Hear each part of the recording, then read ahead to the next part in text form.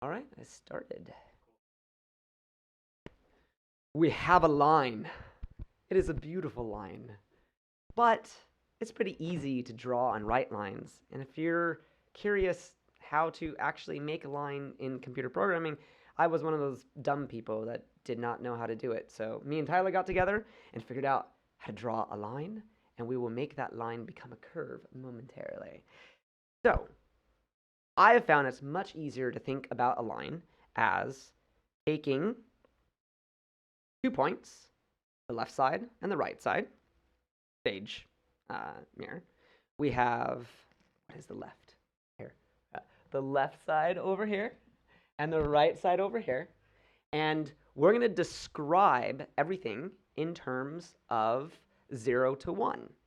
Because if I say that the right side is 1 and the middle is 0 and the left side as -1, then all I have to do is say, hey, I want the line to start at -1 and I want it to go to +1. Pretty straightforward. And that's what the code right here is representing. We have a start point at -1, 0, because the vertical height is 0. And then we have an ending point of +1 to 0, where 0 is also the vertical height. We will have a midpoint later to do curves, but we're not going to worry about that yet. We scroll down, and this is the actual drawing function, because we're hacky. We're trying to take some HTML divs that we know how to work with and draw a bunch of divs that make it look like a line. So if you have any familiarity with HTML or CSS, it's a great starting point to hack yourself into understanding geometry through practice. So a dot just generates a new div, and we're going to have 100 of these divs. We're going to loop through 100 divs, and we're going to grab the x starting point as s0 and the x ending point as e0. And this is the kicker. We're just going to say for 100 steps, as we're going from the left to the end, the way that we get every piece in between is by mixing the starting point and the ending point. If you have a glass of water and you pour in salt, that salt mixes in with the water. So we can say we want there to be 50% salt in a glass. Or if you go to a boba store, you can say I want 50% sweetness of sugar, or 100% sweetness of sugar, or 0% sweetness of sugar. So 0% is going to be at the starting point, and 100% is going to be at the ending point. And this little math equation, which we have up here, it's super simple, is math.mix, and it's just a plus b minus 1 times m. It's not important to really know exactly what it's doing, because we can see what it's doing.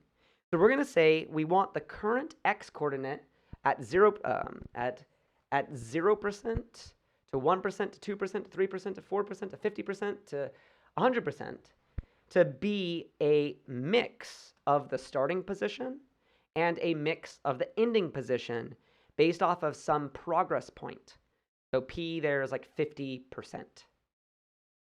And then we wind up taking that result and projecting it into a CSS transform to display it on screen. It's all absolutely positioned because we're going to convert into WebGL coordinates. We'll save that for later.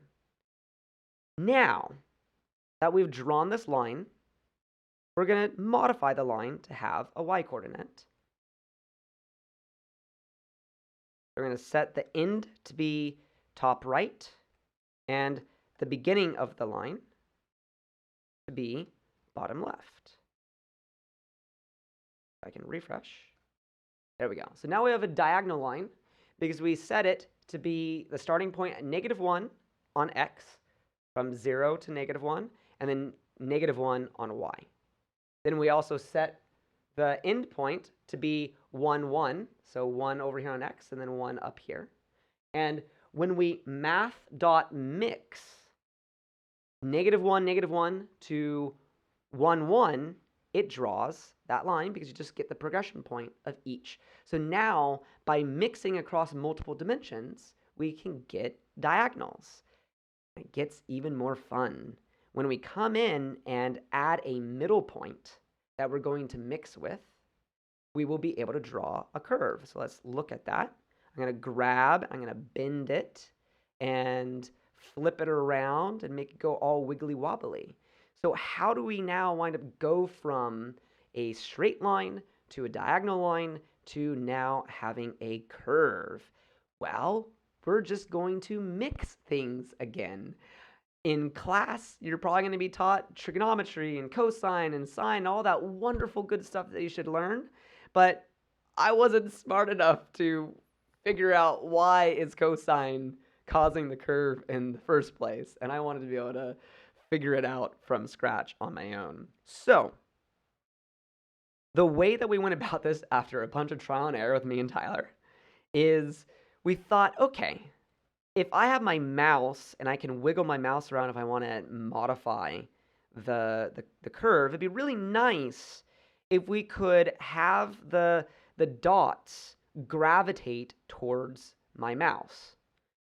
And of all the techniques that we used, gravity actually wound up being the easiest way of thinking about it. And it's not actually proper gravity. It wound up even being simpler than that.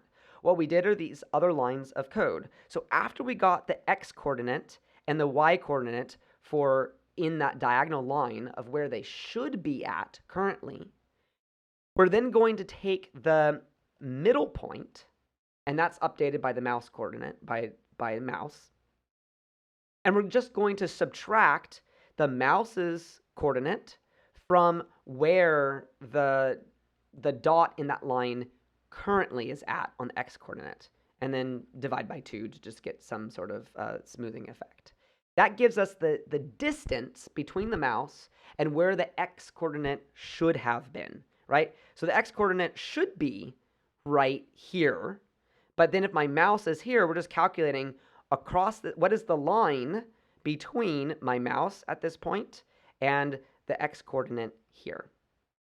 Now, obviously, if my mouse is up here and the dot is way down here on the x-axis, right, there's going to be a greater distance between where my mouse is currently at over here and where the dot here is on the x-axis. And so because it's further away, we're going to have less of a mix. So as you're pouring that salt or sugar into water, if you want to have like 90% sugar, that's going to be based off of how far away you are from that dot. So if you're really far away, okay, you're only going to have like 2% mix. If you're really close to the dot, you're going to have an even stronger mix, a 90% mix with that dot. And that's what's winds happening right here, is we first had the x do the mix between start and end, and then we do a mix between the x midpoint, the gravity point or the curve point or my mouse point, and where x should be at. And just to make sure things don't do anything wonky, the distance might be a negative. And when we go from 0 to 100% on our progression, we're saying, we want a 50% mix. We don't want to say it's a negative 50% mix. So we just take the absolute value of the distance between the 2 points. And we do the exact same thing with the y coordinate. And that's it. Literally with just mixing sugar into water or salt into water and having 2 axes and then a mouse point that we mix with as a third point gives us all these crazy different types of curves. You've done it. You started with a line, you drew a line, and we moved into drawing diagonals and a curve.